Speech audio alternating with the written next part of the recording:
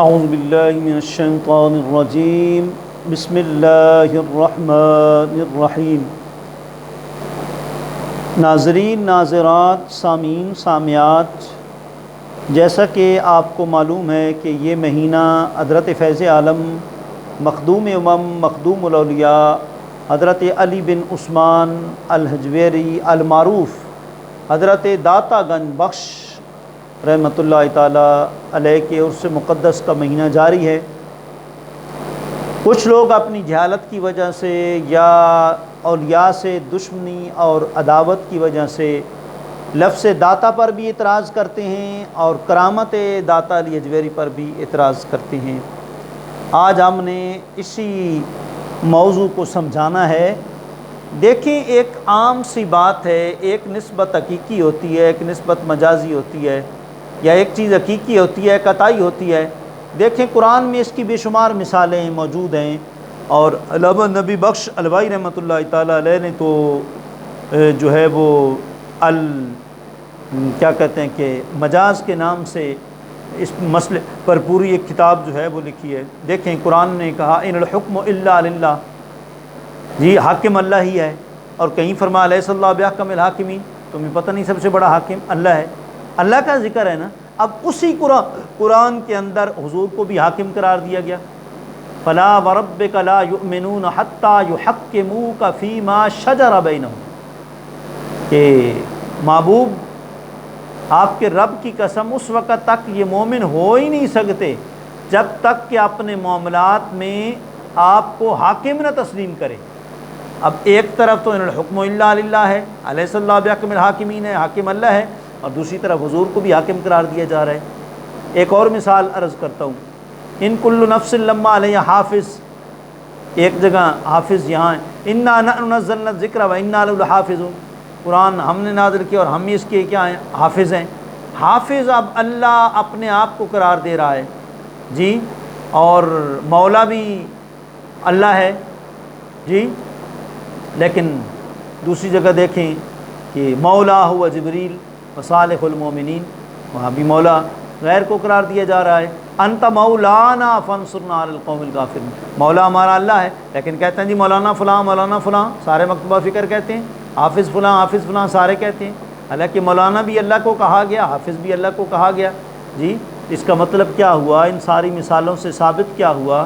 ثابت یہ ہوا کہ حقیقتاً حاکم اللہ ہے، اور اللہ کی عطا سے اللہ کے محبوب ہیں، جی، اور اسی طریقے سے حقیقتاً حافظ اللہ ہے، اور اللہ پھر جس کو چاہتا ہے اس کو حافظ بنا دیتا ہے۔ حقیقتاً مولا اللہ ہے، اللہ پھر جس کو چاہتا ہے اپنا مولانا جو ہے وہ بنا لیتا ہے۔ تو یہ حقیقتاً ایک نسبت ہوتی ہے، ایک مجازن ہوتی ہے۔ علم معانی کی روشنی سے بھی ہم دیکھیں، داتا کا واضح ہو گیا کہ حقیقتاً داتا اللہ ہے، جس طرح بخاری کی روایت میں ہے انما نقاسم اللہ یوتی، سرکار میں اللہ کی نعمتیں تقسیم کرتا ہوں، اللہ عطا فرماتا ہے۔ تو اس کا مطلب موتی اور داتا کون ہے؟ اللہ ہے، حقیقتاً اللہ ہے۔ اللہ جس کو داتا بنا دے، خواہ علی بن عثمان حجویری کو داتا بنا دے، خواہ کسی اور کو داتا بنا دے، جی، یہ تو اللہ کی مرضی ہے نا، اور داتا بناتا ہی اس کو ہے جو اس کے فرماندار بندے ہوتے ہیں، اور وہ پھر بندے اس کے اذن سے سارا کچھ کرتے ہیں، اس کے اذن کے بغیر تو نہیں کرتے۔ مشکل کشائی حاجت روائی باذن خدائی ہوتا ہے، یا اپنی مرضی سے تو یہ نہیں کرتے۔ اس لیے یہ ہمیں سوچنا چاہیے۔ اور دوسری بات، بڑی واضح قرآن میں مثال ہے، وَهُوَ الْعَلِيُّ الْعَظِيمُ، اللہ علی ہے، لیکن دوسری طرف سرکار فرمایا مَن كُنتُ مولا فعلی مولا، جس کا میں مولا علی اس کے مولا۔ جی، اب دیکھیں، ایک طرف وَهُوَ الْعَلِيُّ الْعَظِيمُ، علی اللہ ہے، دوسری طرف علی حضور کے داماد اور شہنشاہ ولایت ہیں، پھر کیا کہیں گے؟ حقیقتاً بلندیوں کا مالک وہ اللہ ہے، اور اگر وہ بلندیاں مولا کائنات کو عطا کر دے اپنی شان کریمی سے تو یہ بھی کوئی بعید نہیں، جی، لہٰذا یہ نسبت مجازی شرعاً جائز ہے۔ مختصر المعانی، مطول، تلخیص المفتاح، دروس البلاغہ، ان کتابوں میں موجود ہے کہ نسبت مجازی جو ہے اس کے ملابسات کل 6 ہیں۔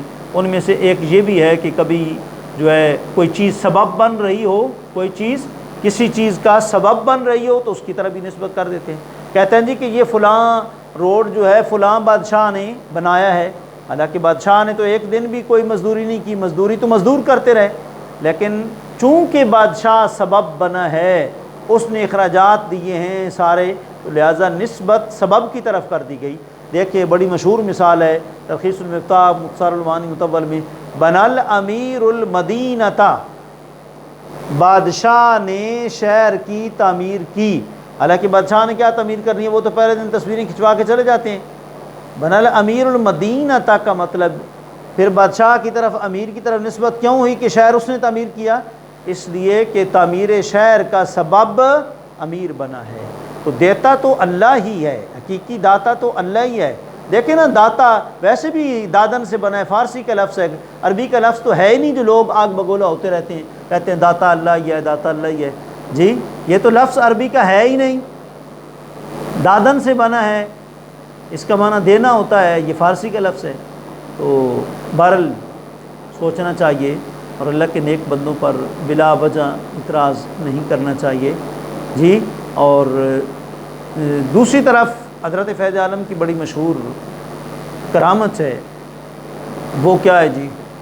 آپ سب کو معلوم ہی ہے، حضرت فیض عالم کی یہ شان ہے کہ شہر لاہور میں کھڑے ہو کر لوگوں کو اللہ کے حرم کا دیدار کرا دیتے ہیں۔ لو جی، غیروں کو موقع مل گیا، دوسری برادری کو موقع مل گیا، وہ کہنے لگے لاؤ جی یہ کیسے ہو سکتا ہے، لاہور کہاں اور اللہ کا حرم کہاں، کتنی بیچ میں مسافت ہے، کتنا فاصلہ ہے، یہ کیسے ہو سکتا ہے؟ تو ہم ان کو یہ کہتے ہیں کہ یہ ہو سکتا ہے۔ سب سے بڑی مثال آپ کو دیتے ہیں کہ جب آقا علیہ الصلوۃ والسلام کی ولادت ہوئی تو امی جان فرمانے لگی، مخدومہ کائنات حضرت سیدہ آمنہ سلام اللہ علیہ فرمانے لگی، خرج منی نور اضاءت لہ قصور الشام، فرمایا کہ میرے جسد سے، جسم سے نور نکلا جس نے شام کے محلات کو روشن کر دیا۔ قصور قصر کی جمع ہے، اس کا معنی محلات ہوتا ہے۔ یہ قصور جو ہے نا، یہ بھی جہاں بادشاہوں کے محلات تھے، ان کے کھنڈرات اب بھی موجود ہیں، اس لیے اس کو قصور کہتے ہیں۔ قصور بمانا گناہ نہیں ہے یا خطا نہیں ہے۔ کچھ لوگ کہتے ہیں میں تو بے قصوری ہوں، مجھے قصوری کیوں کہتے ہو جی؟ تو خرج منی نور اضاءت لہ قصور الشام، میرے جسم سے نور کا ظہور ہوا جس نے شام کے محلات کو روشن کر دیا۔ اب سوال یہ ہے لوگوں سے کہ امی جان کہاں ہیں، جائے ولادت کہاں ہیں حضور کی؟ مکۃ المکرمہ جبل ابو قبیس پر، امی جان وہاں ہیں، کمرہ ولادت بند ہے، سارا کمرہ بند ہے، لیکن آپ کی نگاہ کمال کو دیکھیں، آپ فرماتی ہیں جب ولادت ہوئی مجھ سے نور کا ظہور ہوا اور میں نے کیا کیا، شام کے محلات کو چمکتا دمکتا دیکھ لیا۔ مکۃ المکرمہ کہاں اور شام دمشق کہاں؟ آپ اندازہ لگا لیں بیچ میں کتنی مسافت ہے، لیکن امی جان فرماتی ہے میں نے دیکھا شام کے محلات روشن ہیں، چمک دمک رہے ہیں۔ اس کا مطلب کیا؟ اللہ کا کوئی نیک بندہ یا نیک بندی جب قرب الہی سے جو ہے اپنے سینوں کو منور کر دیتے ہیں، پھر اللہ ظاہری پردے حجابات ان کی نگاہوں سے ہٹا دیتا ہے۔ تو فیض عالم بھی جب انہوں نے ایک مراتب ولایت طے کر لیے، اللہ کا قرب حاصل کر لیا، تو پھر ان کی نگاہوں کے آگے سے سارے حجابات کو، سارے پردوں کو ہٹا دیا گیا۔ پھر کھڑے تو لاہور میں تھے لیکن دکھا مکہ رہے تھے، اور قرآن سے بھی اس کی مثال ہم دکھا سکتے ہیں، حدیث پاک سے بھی دکھا سکتے ہیں۔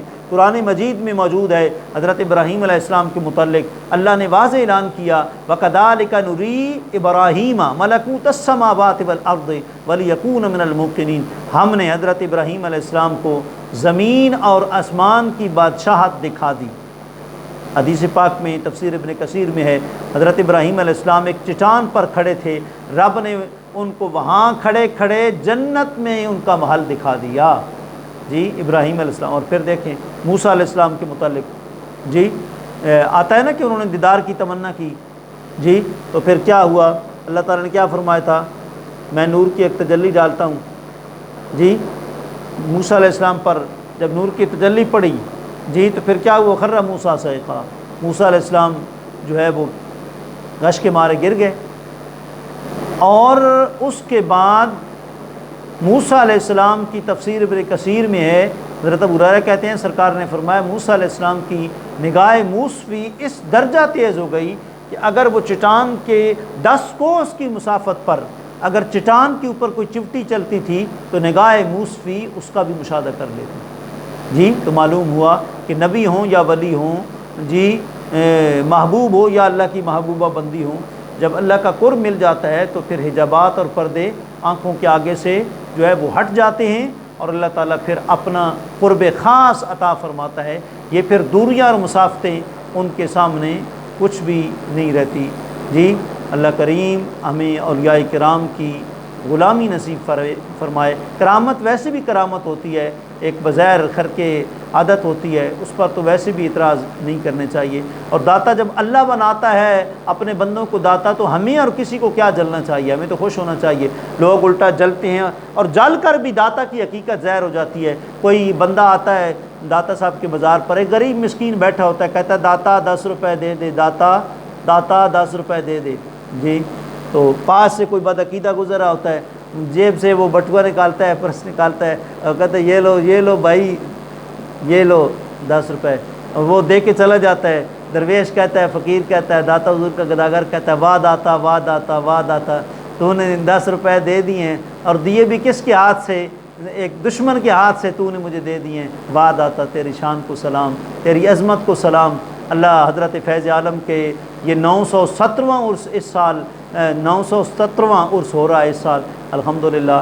اتنے کسی ولی کے عرس نہیں ہوئے، حضرت غوث اعظم کی بھی اتنے عرس نہیں ہوئے، حضرت خواجہ بہاءالحق زکریا ملتانی رحمۃ اللہ تعالی علیہ غالباً اس دفعہ 731واں عرس آپ کا تھا، اتنے کسی ولی کے عرس نہیں ہوئے۔ اس لیے حضرت غوث پاک نے بھی کہا تھا کہ میں اگر داتا علی اجویری کے دور میں ہوتا، میں ان کے ہاتھ میں ہاتھ دے کر ان کا مرید بن جاتا۔ ہمارے داتا کی تو یہ شان ہے، جلنے والے جلتے رہے، اللہ داتا کی شان کو اور بڑھاتا ہے۔ یہ بمباریاں کرنے سے، دہشت گردی کرنے سے یہ داتا صاحب کا مزار بند نہیں ہو سکتا بھائی۔ یہ کوئی بندے کا نظام تو ہے نہیں کہ بندہ کہے بند ہو جائے گا، یہ تو خدائی اور مصطفی نظام ہے، اور خدائی اور مصطفی نظام کو قیامت تک کوئی بھی نہیں روک سکتا، یہ چلتے رہیں گے۔ اللہ کریم ہمیں ان پاکان امت کی غلامی اور سچی ان کی غلامی کا پٹا جو ہے ہمیں نصیب فرمائے۔ وآخر دعوانا الحمدللہ رب العالمین۔